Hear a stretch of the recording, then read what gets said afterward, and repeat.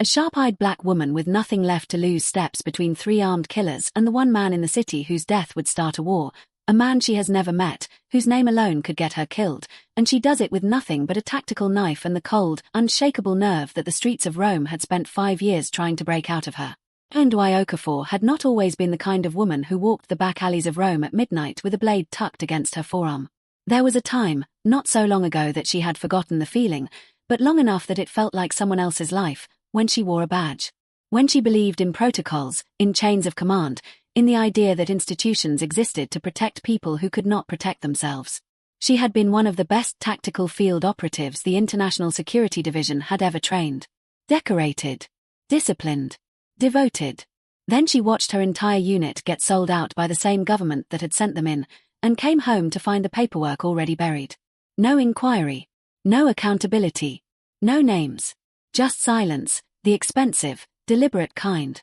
She handed in her credentials on a Tuesday morning without a word and walked out into a city that no longer felt like it owed her anything. That was the version of SYNDY that mattered now.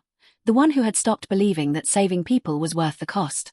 The one who took private courier work and kept her eyes down and told herself that whatever happened in the streets around her was not her problem. She had been very good at that, lately. She was 3 minutes from her apartment, cutting through the Via Obscura, a narrow alley slicked with rain and orange lamplight, when she heard it. Not the voices. Not even the footsteps. The positioning. 3 men. Staggered. 1 at the mouth of the alley. 2 closing from the far end. It was a professional formation, the kind designed to eliminate the possibility of escape before the target even realized the walls were moving. SYNDY recognized it the way a surgeon recognizes an incision. Her body slowed without her telling it to. Her hand found the blade at her forearm.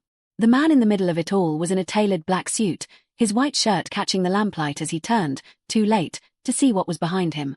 Dark hair. Late 20s. The posture of someone who had grown up in rooms where people moved out of his way, and had never once had to think about what moved toward him. He was going to die in the next 45 seconds. Ndwi's jaw tightened. Not my problem. The first goon raised his weapon. Something older than her cynicism, something that 5 years of deliberate numbness had not fully reached, moved through her chest like a current. She was already moving before the thought finished forming. She came in low and fast from the shadow of a parked car, closing the distance to the nearest gunman in 4 silent strides. The knife was not a threat in her hand.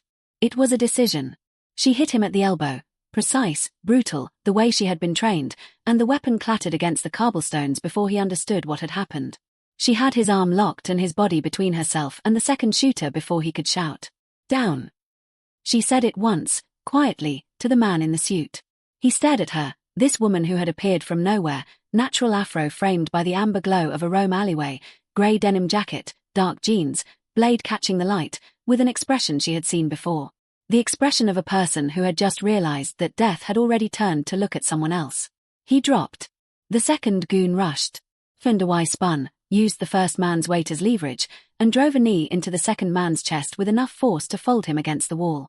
The third hesitated, just a fraction of a second, and in her world, a fraction of a second was everything. She pivoted, put herself between him and the man on the ground, and held the blade steady. The third goon looked at her. Then at his 2 partners, both neutralized in under 8 seconds. Then back at her. He ran. The alley went quiet except for the sound of rain on stone and 2 men groaning against the cobblestones. Ndwi stood still for a moment, breathing evenly, her grip on the blade loose and ready. Then she looked down at the man in the suit, who was slowly pushing himself upright, dark eyes wide and fixed entirely on her. You're Riccardo Andrea, she said. It wasn't a question. She had seen his face on enough of Rome's underground wire reports to recognize it anywhere. He blinked. How do you? Because 3 men just tried to kill you in a formation your father's rivals patented in 2019. She tilted her head slightly. Which means someone inside your circle gave them your route tonight. The silence that followed was the loudest thing in the alley. Riccardo Andrea, son of Don Cesare Andrea, heir to the most feared crime syndicate in southern Europe, looked at this woman he had never seen before in his life, who had just saved it, and said the only thing that made sense. Who are you? SYNDY slid the blade back to its sheath. Someone who just made your problem her problem. She exhaled slowly, the way a person does when they have just broken a promise to themselves. Now get up. We need to move before the third one comes back with friends. Subscribe to see how this unfolds, and comment where you're watching from. I will love to say hello to you, just to know how far our story is going. Ndwi Okafor had not always been the kind of woman who walked the back alleys of Rome at midnight with a blade tucked against her forearm. There was a time, not so long ago that she had forgotten the feeling, but long enough that it felt like someone else's life, when she wore a badge. When she believed in protocols, in chains of command, in the idea that institutions existed to protect people who could not protect themselves. She had been one of the best tactical field operatives the International Security Division had ever trained. Decorated. Disciplined. Devoted. Then she watched her entire unit get sold out by the same government that had sent them in, and came home to find the paperwork already buried. No inquiry. No accountability. No names. Just silence, the expensive, deliberate kind. She handed in her credentials on a Tuesday morning without a word and walked out into a city that no longer felt like it owed her anything. That was the version of SYNDY that mattered now. The one who had stopped believing that saving people was worth the cost. The one who took private courier work and kept her eyes down and told herself that whatever happened in the streets around her was not her problem. She had been very good at that, lately. She was 3 minutes from her apartment, cutting through the Via Obscura, a narrow alley slicked with rain and orange lamplight, when she heard it. Not the voices. Not even the footsteps. The positioning. 3 men. Staggered. 1 at the mouth of the alley. 2 closing from the far end. It was a professional formation, the kind designed to eliminate the possibility of escape before the target even realized the walls were moving. SYNDY recognized it the way a surgeon recognizes an incision. Her body slowed without her telling it to. Her hand found the blade at her forearm. The man in the middle of it all was in a tailored black suit, his white shirt catching the lamplight as he turned, too late, to see what was behind him. Dark hair. Late 20s. The posture of someone who had grown up in rooms where people moved out of his way, and had never once had to think about what moved toward him. He was going to die in the next 45 seconds. Ndwi's jaw tightened. Not my problem. The first goon raised his weapon. Something older than her cynicism, something that 5 years of deliberate numbness had not fully reached, moved through her chest like a current. She was already moving before the thought finished forming. She came in low and fast from the shadow of a parked car, closing the distance to the nearest gunman in 4 silent strides. The knife was not a threat in her hand.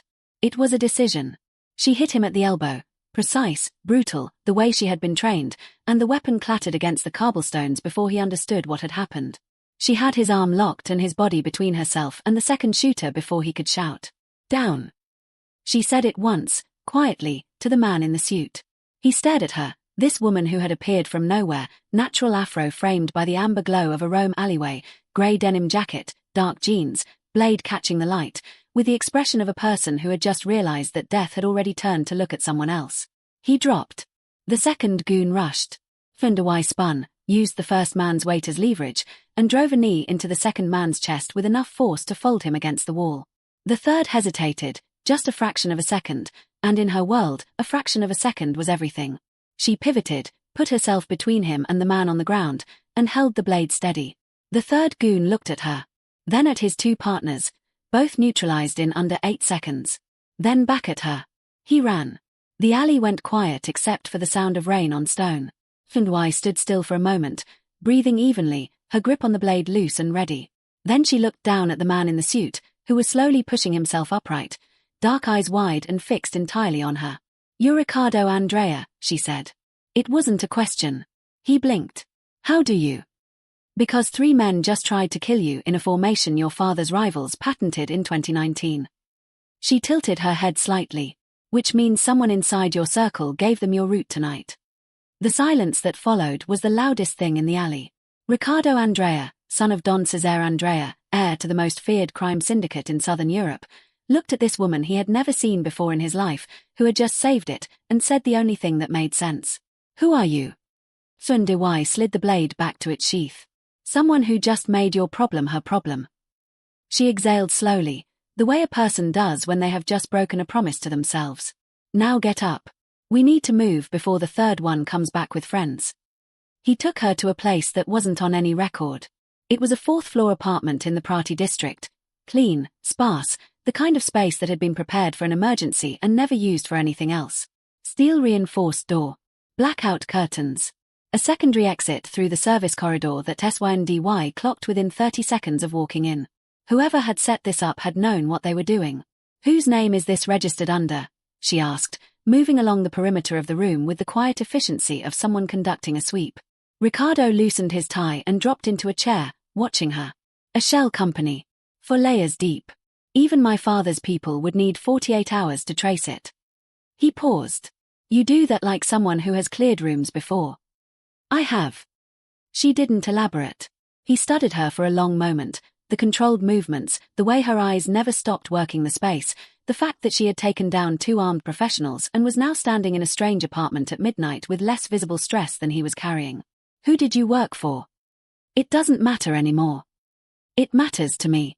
You just saved my life. That's a coincidence, not a contract. She turned and faced him fully. You said your father's people would need 48 hours to trace this place. That means you're hiding from your own house. Something moved behind his eyes. Not evasion, closer to exhaustion. The particular kind that comes from carrying a truth too long in a body that was never built for the weight of it. He looked away first. My father has 32 people on his payroll who answer directly to him, he said quietly. Drivers, guards, advisors. Every one of them has been with the family for years. He let out a slow breath. I've been trying to figure out for 3 weeks which one of them sold my location tonight. I trust none of them completely. He looked back at her. You are the first person I have encountered in this city in a very long time who is not on his payroll. Or anyone else's. Hindwai pulled a chair from the small kitchen table and sat down across from him, forearms on her knees. She looked at him the way she used to look at intelligence briefings, not for what was said, but for what was being carefully arranged around the parts that weren't. You're not hiding from the people who sent those men tonight, she said slowly. He said nothing. You're hiding from your father. The apartment hummed with the quiet of a city that didn't know or care what was happening inside it. Get some sleep, Ricardo finally said. The room at the end of the hall. We'll talk in the morning. Sundy didn't move immediately. She looked at him for one more beat, reading the architecture of what he wasn't saying, and then stood. Lock the secondary exit from the inside, she told him. The corridor latch is stiff. Someone in a hurry would leave it unseated. He looked at her. How did you? I noticed. She walked toward the hallway. Good night, Ricardo Andrea. She did not sleep deeply. She rarely did. But somewhere in the grey hours before dawn, lying on top of the covers with her blade within arm's reach, she thought about a man who had 32 loyal soldiers and still felt completely alone. And she thought, against her better judgment, that she understood exactly what that felt like. She had 48 hours of relative quiet before the world Ricardo had been born into reached through the door and pulled them both inside. The message came on a secured line. 3 words in Italian that made Ricardo go still in a way that Sundawai had not yet seen from him. Not the reactive stillness of fear. The older, deeper stillness of someone who had learned very young that certain summons were not invitations. My father knows I'm alive, he said. Does he know about me? Ricardo looked at her. He knows everything within 12 hours of it happening. That's the point of him. Don Cesare Andrea received them in the main hall of the Villa Ardente, a property tucked into the hills outside Rome whose grounds were more secure than most government facilities Ndawai had operated in. She catalogued the layers on the drive-in, outer perimeter cameras, 2 armed gates, roving foot patrols in staggered rotations, and at least 3 snipers positioned at elevation points that a civilian would never think to check. She checked them. The villa itself was immaculate. Marble floors. High ceilings lined with paintings that belonged in museums. Fresh flowers in vases that cost more than most people's monthly rent. It was the kind of wealth that didn't announce itself. It simply was, the way gravity was, the way the air was, a fact of the environment that you either accepted or suffocated against. Don Cesare was a compact man in his 60s with silver hair brushed back from a face that had long since settled into permanent authority. He wore a charcoal suit with no tie and the easy stillness of someone who had never once in his adult life needed to raise his voice to be obeyed. He was sitting behind a desk the size of a small boat when they entered, and he looked at Sunwai the way a man looks at a variable he has already begun calculating. So, he said, in English smooth enough to suggest it was a courtesy, not a necessity. You are the woman who kept my son breathing. I was in the alley, Sundawai said. The situation required a response. One corner of his mouth shifted, not quite a smile. Modest. He looked at Ricardo. I like her. Ricardo said nothing. The dynamic between father and son in that room was a language with no translation. built from decades of proximity and distance existing at the same time, love and control so thoroughly braided together that neither man could have separated them even if he tried. Don Cesare rose from the desk and walked toward her slowly, the way powerful men do when they want you to feel the full weight of the approach. He stopped at a comfortable distance, close enough to be deliberate, far enough to be civilized, and studied her face. "Your name," he said. "Syndy Okafor. Former ISD operative. Tactical Division." He said it the way you recite something you committed to memory that morning. "Decorated. Discharged under what the paperwork calls voluntary resignation, but which people who know how to read between lines would call something else entirely." His eyes held hers without pressure, without warmth. "I had you looked into this morning. I assumed. Then you understand that I am a man who does not like surprises." He turned and walked back toward his desk. "You will stay close to my son for the time being. You will be compensated generously, and you will report anything of concern directly to me." The room was quiet. Syndy felt Ricardo go rigid beside her, barely perceptible, but she was trained to read the kind of tension a body tries to hide. She looked at Don Cesare with the same level expression she had worn since walking in. "I appreciate the offer," she said. "I'll think about it." Don Cesare paused, turned, looked at her with something that recalibrated behind his eyes. People did not tell him they would think about things. "Of course," he said, after a beat. On the drive back down the hill, Ricardo stared out the window for a long time before he spoke. "No one has ever said that to him." "Said what?" "That they'd think about it."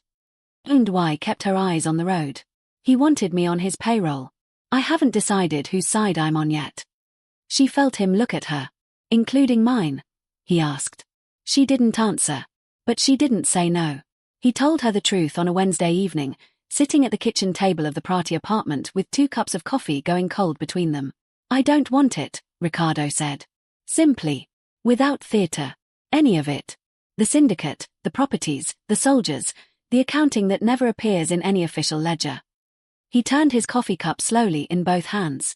"I have wanted out since I was 19 years old. I have spent the last 8 years trying to find a door." Syndy watched him. "Why are you still in it?" "Because men who walk away from my father's table don't walk away. They disappear." He looked up. "The men in that alley weren't sent by a rival family. I lied to you about that. Or rather, I let you assume it, which is the same thing." He held her gaze steadily. "They were sent by my father. A test. To see if I had the instinct to survive on my own." The apartment was very quiet. "He tried to have you killed," Syndy said, "to test you. He's done it before. When I was 23, he had my car's brakes cut on a mountain road. I survived. He promoted my driver." Ricardo's voice carried no self-pity, just the flat, factual tone of someone who had processed an ugly reality long enough to stop flinching at its edges. He believes that a man who cannot survive the attempts on his life is not fit to inherit the empire. Syndy sat with that for a moment. "And you survived all of them." "Until now, I survived them alone." He looked at her directly. "Now I didn't." She understood what he was not yet saying. She had understood it since the villa, since watching Don Cesare's face when she declined to be absorbed into his operation. She let Ricardo find his way to it at his own pace. "I have documentation," he said. 3 years of it.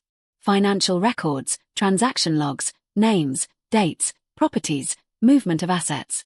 Enough to dismantle the Andrea syndicate from the inside out and hand the international courts something they cannot ignore or bury. He exhaled. "I need 60 days.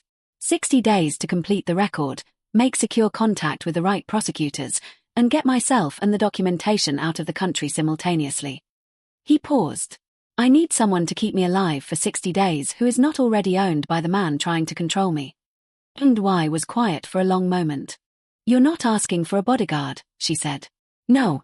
You're asking for a tactician. Someone to read the board, anticipate the moves, manage the threat environment while you operate." "Yes." She looked at her coffee, then at him. "What happens to you if this works?" "I testify.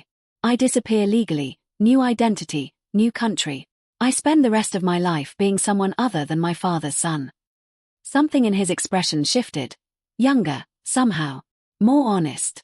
"I spend the rest of my life being whoever I actually am, which I have not had the opportunity to find out yet." And I thought about a Tuesday morning 5 years ago. Credentials on a desk. A city that owed her nothing. A very practiced commitment to walking past other people's problems. She thought about how that had worked out in a rain-soaked alley at midnight. 60 days, she said. He looked up. I want full intelligence access, every personnel file, every rotation schedule, every communication channel you have visibility into. She leaned forward slightly. And I make the tactical calls. No second guessing, no overrides, no running your father's logic over mine when I tell you something needs to happen a certain way. Agreed. Then we start tonight. She stood, picked up her cold coffee, and moved toward the window, already thinking 3 moves ahead. Because the men who came for you in that alley were professionals on a planned route. Which means someone fed them information. And that someone is still inside your circle. She turned back to him. We find them first. She asked for the files and he gave her everything. 7 personnel dossiers. Ricardo's inner security detail. The 6 men and 1 woman who formed the closest ring of his daily operation. She spread them across the kitchen table and spent the first night reading. Not for the obvious things. For the texture. The small inconsistencies that dossiers assembled by people trying to look trustworthy always contained.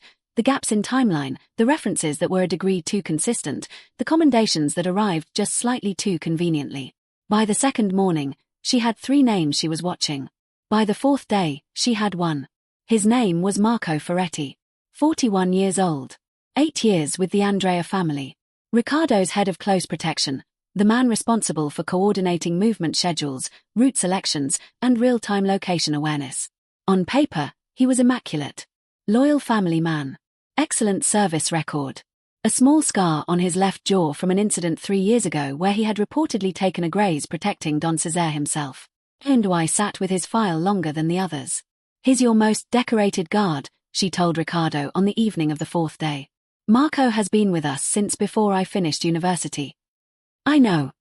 She set the file down. Which is why your father would have chosen him. Long enough to be above suspicion. Senior enough to have access to everything that matters. Ricardo's expression went very still. You're certain? Not yet. I need to verify. She leaned back. I need you to give Marco a route. A specific one, a time and location for a meeting that doesn't actually exist, shared only with him. Tell no one else.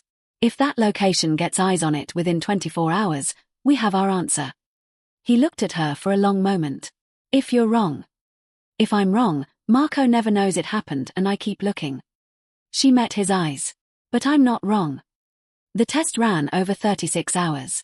Ndoi positioned herself at a distance from the decoy location, a restaurant in Trastevere that Ricardo had told Marco he would be visiting for a private dinner, and waited with the patience of someone who had spent years learning that the most important intelligence was almost never the first thing you saw. At the 4-hour mark, a black sedan made its second slow pass of the block. Different plates. Same vehicle profile as the first pass. The driver didn't stop, didn't look too long, did everything correctly. Everything except come back. Amateurs came back out of anxiety. Professionals came back to confirm. She had her photograph of the plates before the sedan reached the end of the street. That evening she put the photograph on the table between them without a word. Ricardo looked at it for a long time. His jaw tightened once, then settled. How do you want to handle it? He asked quietly. Not the way your father would, she said. We don't move on Marco yet. We let him believe the route worked and we use him, feed him controlled information, guide the threat away from your actual movements while you keep building the documentation. She watched Ricardo absorb this. A known leak is more valuable than a removed one. We manage what he reports. We shape what they think they know. Ricardo was quiet for a moment. You think like a different kind of soldier. I think like someone who has lost before because they moved too fast. She gathered the files back into their folder. We don't lose this one. Outside, Rome moved on in its ancient, indifferent way. A city that had watched empires rise and unravel for thousands of years and had developed a particular patience for the dramas of powerful men. But inside that 4th-floor apartment in the Prati district, something was quietly shifting. A plan was taking shape in the hands of a woman who had walked away from the world once before, and a man who had never yet been free of it. 60 days. They had 56 left. Subscribe to see how this unfolds, and comment where you're watching from. I will love to say hello to you, just to know how far our story is going. 41 days in, Y made her first mistake. Not a tactical one. Tactically, she had been precise. She had fed Marco 4 separate pieces of controlled intelligence over the preceding 2 weeks, each one carefully calibrated to redirect threat activity away from Ricardo's actual movements. It had worked exactly as designed. The documentation was nearly complete. The contact with the International Prosecutor's Office in The Hague had been established through 3 intermediary channels. They were close enough to the end that she had begun, quietly and against her discipline, to believe they might actually reach it. The mistake was the charity gala. Ricardo had a legitimate public profile. Board positions, philanthropic commitments, the carefully constructed civilian face that the Andrea family maintained as insulation from scrutiny. Disappearing from that world entirely would have signaled something to his father before they were ready. The annual Andrea Foundation Gala at the Palazzo Corsini was the kind of appearance that absence would make loud. 2 hours, Ricardo had said. We arrive, we are seen, we leave. Van der Waay had run the security assessment herself. She had approved the perimeter. She had coordinated with the venue's private security. She had positioned 2 people she trusted, former ISD contacts, off the books, at the east and west exits. What she had not accounted for was that Marco had been given the venue 3 days before she had changed his information feed. A 3-day window. Enough for a professional to plan something that didn't rely on knowing where Ricardo would stand inside the building, only that he would be there at all. She felt it 40 minutes in. She felt it 40 minutes in. It wasn't anything she could have articulated to someone who hadn't spent years reading rooms for a living. A shift in the serving staff rotation near the east corridor. A waiter who had refilled the same table twice in 8 minutes without making eye contact with anyone at it. A man near the terrace doors whose shoulders carried the particular tension of someone waiting for a signal rather than enjoying a party. She was already moving toward Ricardo through the crowd when the lights went out. Not a power failure. Too selective, too fast. Someone had cut the specific circuit for the main hall while leaving the emergency strips active, dropping the room into a dim amber that was just enough to create confusion and just insufficient for clear identification. She reached Ricardo in 4 seconds. East corridor, now. Her hand was at his arm, blade already in her other hand, body already angled between him and the direction of the first sound of movement. He didn't ask questions. He had learned, in 41 days, that when her voice carried that particular flatness she was not making suggestions. They moved. 2 men came through the terrace doors, fast, coordinated, civilian clothes but professional movement. Van der Waay read them in the half-second before they closed the distance and made a decision. The corridor was too narrow for the knife to be her primary tool. She shifted her grip, used the blade as a deterrent on the first man's lead hand, a precise, controlled slash that made him recoil without disabling him, and drove her elbow into the bridge of the second man's nose with enough force to drop his center of gravity. Ricardo, to his considerable credit, moved when she moved and stayed exactly where she needed him. Close enough that she could manage the geometry, not so close that he became an obstacle. The first man recovered faster than she'd calculated. He got a hand on her jacket. That was when Ricardo hit him. Not elegantly. Not with training. With the raw, unrefined force of a man who had decided, somewhere in the preceding 6 weeks, that he was no longer willing to simply be moved around a board. The man went sideways into a display table and didn't get back up immediately. Van der Waay looked at Ricardo for exactly 1 second.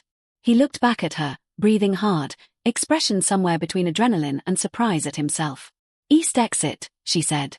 They came out into the night air of the Palazzo courtyard at a pace that was fast enough to be urgent and controlled enough not to draw immediate attention from the street. Her 2 contacts materialized from the shadows at the perimeter.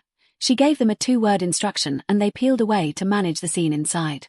She got Ricardo into the car she had staged 3 blocks from the venue and had them moving before he had fully processed that they were no longer in the building. He was quiet for 2 blocks. Then, I hit someone. Yes. I have never actually. He stopped. Started again. In the family business, there are people whose job it is to. I know. She checked the mirrors. Clean. How does it feel? A pause. Like I should have done it a long time ago. She didn't look at him. But something in the car shifted. The air, the quiet, the particular quality of 2 people who had just fought back-to-back for the first time and survived it and were now sitting with the intimacy that specific experience creates, which is unlike any other kind. 19 days, she said. 19 days, he agreed. She didn't tell him about the injury until they were back at the apartment. It wasn't serious. She had categorized it within seconds of it happening and filed it accordingly.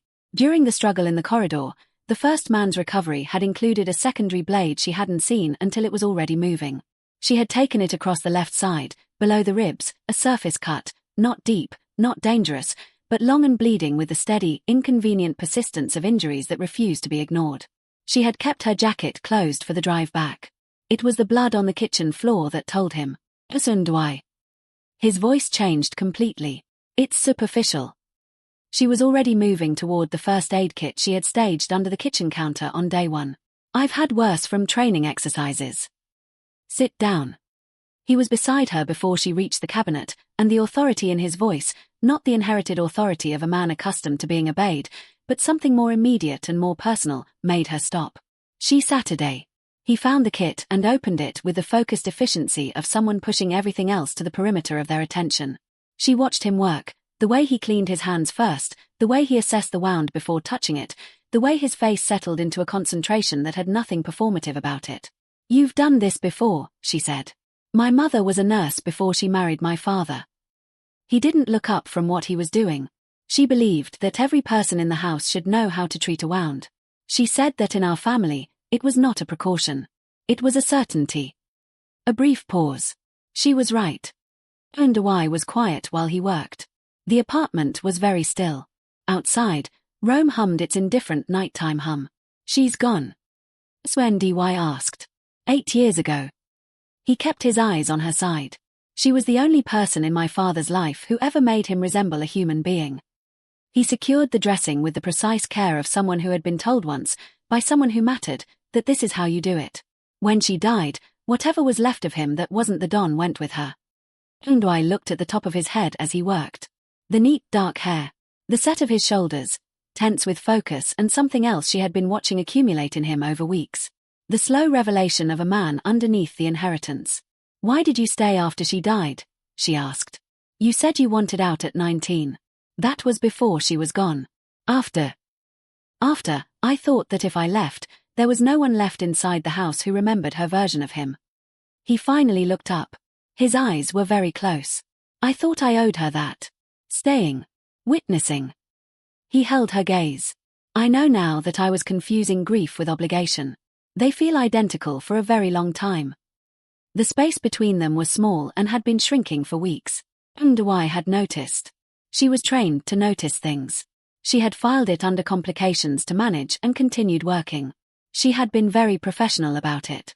She was less professional about it right now, at this particular distance, with his hand still warm from treating her wound and his eyes holding hers with the specific honesty of a man who had spent too long in rooms full of people saying things they didn't mean. 19 days, she said, because it was the only practical thing she could find. His mouth curved. You keep counting. Someone has to. He didn't move closer. He didn't need to. The distance between them had already made its own decision. He simply stayed where he was and let the moment exist without trying to manage it, which was, Underway thought, more than most people knew how to do. When the 19 days are over, he said quietly, and we are both somewhere that isn't this, will you still be counting things? She looked at him for a long moment. Then she said, go check the door locks. He stood, still with that slight curve at his mouth. Yes, m'm. She listened to him move through the apartment, checking the locks she had already checked twice, and told herself that warmth in her chest was just the aftermath of adrenaline. She was a trained operative. She knew what adrenaline felt like. This was not that. Marco moved on day 53. She had known he would move soon. The controlled information she had been feeding him had a designed expiration, a point at which the pattern would become visible to anyone paying close enough attention, and Marco Ferretti had not survived 8 years inside the Andrea family by being inattentive. She had factored this into the timeline. She had prepared for it. What she had not prepared for was the scale. The call came at 3 a.m., one of her perimeter contacts, voice tight with the controlled urgency of a professional delivering information they wish they weren't delivering. 12 vehicles. Coordinated approach from 3 directions. Not rival family soldiers, Andrea family soldiers, which meant Don Cesare had stopped waiting for Marco's intelligence and had decided to resolve the situation himself. Ricardo took the call. He stood very still for the 30 seconds it lasted. Then he set the phone down on the table and looked at her. My father knows this location, he said. How long? 20 minutes, maybe less. And Y was already moving. Documentation, Everything you have, every drive, every physical record. One bag. You have 4 minutes. He moved without argument. She was at the window in under 30 seconds, reading the street below. Nothing visible yet, which meant they were staging outside the immediate perimeter, waiting for a coordinated push. Professional. Patient. Don Cesar's signature. The man did not send people to fail. She ran the geometry in her head. 3-direction approach meant the standard exits were managed. The service corridor would be covered. The roof was a possibility but led to an adjacent building with its own complications. What she needed was not an escape route, those were all compromised. What she needed was a position. She thought about the building opposite. The old textile warehouse that had been half converted into residential space and half abandoned during a development dispute. She had noted it on day 2. She had noted everything on day 2. 7 floors. Structural irregularities on the 4th that would make a coordinated sweep difficult. Multiple internal sight lines from the upper floors to the street approaches. She had not planned to use it this way. She had planned for worse. There's a tunnel, she told Ricardo when he came back, bag in hand, expression focused and clear in the way she had come to recognize as his version of calm under pressure. Maintenance access. Runs under the street to the warehouse foundation. I mapped it in week 1. It hasn't been used in years, which means it won't be covered. He looked at her. You mapped the maintenance tunnels in week 1. I map everything in week 1. Something moved through his expression, not quite awe, not quite amusement. Of course you do. They went down through the basement. Behind them, she heard the first sounds of the outer perimeter being breached. 12 vehicles. Don Cesar had brought enough people to be certain. She set her jaw and moved faster through the dark. The warehouse was exactly as she had left it in her memory. 4th floor, exposed concrete pillars, debris from the abandoned conversion, partial walls that created a broken maze of sightlines and cover. The kind of environment that neutralized numerical advantage, where 12 men could not effectively operate as 12 men because the space refused to let them see each other or coordinate cleanly. And why had chosen it for exactly this reason. She positioned Ricardo behind the heaviest structural pillar on the north side with a documentation bag and a secondary weapon she had staged in the building on day 11, because she staged things, and then she moved to work. She had done this before. Not exactly this, not this building, not these men, not these stakes. But the fundamental calculus of making a space work for you instead of against you was something she had learned in environments that made this warehouse look simple. She used the partial walls to channel movement. She used the debris fields to create noise and slow entry. She used the height differential between the intact sections and the collapsed areas to control where engagement was possible and where it wasn't. They came in force, but they came into her conditions. The first team that breached the 4th floor found nothing where they expected to find it and everything where they didn't. So Nduwai moved through the space the way water moves, not fighting the structure but using it, appearing and withdrawing, managing the psychological pressure of an environment that wouldn't behave predictably. At the center of it all was the man who had been sent to personally oversee the operation. Not Don Cesar himself, he was not a man who came to the physical work. But his designated resolution, a figure called Caruso, who had been running enforcement for the Andrea family for 15 years and who moved through the 4th floor with the particular confidence of someone who believed that enough resources applied to a problem made tactical nuance irrelevant. He found Ricardo first. Nduwai heard the confrontation before she saw it. Voices in the far north corner, one of them Ricardo's, steady in a way that 3 months ago it would not have been. She came around the collapsed partition in time to see Caruso with a weapon trained on Ricardo, who was standing with his back to the pillar, bag at his feet, not moving. It's over, Caruso said. In Italian, then in English for clarity. Your father wants the documentation and he wants you home. My father, Ricardo said, has wanted many things that were not good for me. Syndy moved. She came from the angle that the collapsed section created, the one blind spot in Caruso's positioning that she had identified and preserved throughout the engagement precisely for this moment. She closed the distance in the time it took Caruso to register the sound of movement, and her strike was not designed to harm him, it was designed to redirect. His weapon hand went up and sideways, the shot went into concrete, and his body pivoted off balance in the direction of the partial wall edge. He caught himself. He was good. He turned fast. But Ricardo was already there. Not hesitant this time. Not the raw, surprised force of the gala. Measured. Deliberate. The movement of a man who had decided somewhere between day 1 and day 53 that he was going to be the author of what happened to him from now on. Caruso went down. The warehouse went quiet. Enwai stood in the middle of the fourth floor with her blade at her side and her breathing even and listened to the silence spread through the building as the remaining men received some signal or read some change in the air and stopped pressing forward. She had learned, long ago, that operations lose their momentum at a specific moment, and that moment is almost always when the person at the center of the objective is neutralized. Ricardo looked at her across the space. She looked back. "That's 11 days early," she said. He almost laughed. It was the most unguarded sound she had heard from him. "You're counting again," he said. "I never stopped." The documentation reached The Hague on a Thursday. Enwai didn't watch the news coverage. She had learned, in a previous life, that watching the outcome of an operation was a way of staying attached to it, and she needed to stop being attached to this one. The prosecutors would do what prosecutors did. Don Cesare Andrea would face what men who build their empires on buried truth eventually face when it surfaces. Ferretti would be dealt with through channels that did not require her presence. She had done her part. They had done their part. The new documents came through on a Friday, 2 sets, clean and complete, built through the kind of infrastructure that certain very specialized legal architects maintain for people who need to become someone else for legitimate and pressing reasons. She had used similar services once before, in a different context. She trusted the work. She sat with hers on the small table of the hotel room in Geneva where they had been for the preceding 9 days and looked at the name that wasn't her name but would be, from this point forward, in every official context that mattered. The door opened and Ricardo came in with 2 coffees, having apparently decided somewhere in the last 3 months that bringing her coffee was a thing he did now. He set hers down and looked at the documents on the table and then at her. "Ready?" he asked. "I've been ready for 5 years." She picked up her coffee. "I just didn't have anywhere to go." He sat down across from her, the same configuration as that kitchen table in Prati, the same 2 cups, the same quiet. Different city, different names, different everything, or the beginning of it. "I've been thinking about Lisbon," he said. "You mentioned Lisbon. There's an organization there. Small. Under-resourced. They work with displaced families, people who've crossed borders without papers, without support, without anyone who knows how systems work advocating for them." He turned his coffee cup in his hands, the small habitual gesture she had memorized without intending to. "They need someone who understands security infrastructure. Someone who can train staff to operate safely in difficult environments." Enwai looked at him over her cup. "They also need operational funding," he continued, "which I have, or will have, once the asset restructuring that my legal team is processing clears.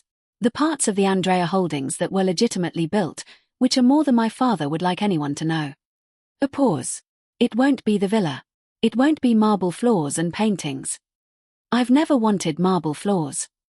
"I know." His eyes held hers. "I know exactly what you want. You want work that means something. You want to use what you know in the direction it was supposed to go before someone turned it the wrong way." He set his cup down. "I want to build something that doesn't require anyone to be afraid of it." Enwai was quiet for a moment. She thought about a Tuesday morning 5 years ago. Credentials on a desk. The door closing behind her. The long, practiced work of convincing herself that the world could manage without her particular skill set applied to anything that mattered. She thought about a rain-soaked alley at midnight and a decision she had made in the space of a heartbeat that had dismantled every careful distance she had built. She thought about a man who had carried evidence of his own family's crimes for 3 years because he believed the truth deserved to exist in the light, and who had sat across from her in 5 different apartments over 60 days and never once tried to be anything other than exactly who he was. "Lisbon," she said. He looked at her. "Start with Lisbon." She set her cup down. "We'll see where it goes from there." The smile that crossed his face was not the careful, managed expression she had first seen in an alleyway. The expression of a man who had learned to keep his interior life at a distance from his visible one. It was something older and simpler than that. The expression of a person who has just exhaled a breath they have been holding for a very long time. Outside the Geneva window, the city moved in its clean, ordered way, indifferent to the particular significance of 2 people sitting at a small table, beginning the careful, necessary work of building something new from the pieces of what they had survived. Enwai picked up her new documents. "Read the name that would be hers from now on. Set them back down. This is who I am now," she thought. Not the operative who walked away. Not the cynic who kept her eyes down and her blade close and her faith in nothing. Someone who had stepped into an alley when every practiced instinct said to walk past. Someone who had found, in the most unlikely architecture of danger and sacrifice and slow, hard-won trust, A reason to stop counting down and start building forward. She looked at Ricardo across the table. He was already looking at her. Finish your coffee, she said. We have a flight to catch. Thank you for reading till the very end, and if this story moved you, subscribe so you don't miss a single chapter. Drop a comment and tell me where you're watching from. I will love to say hello to you, just to know how far our story has traveled.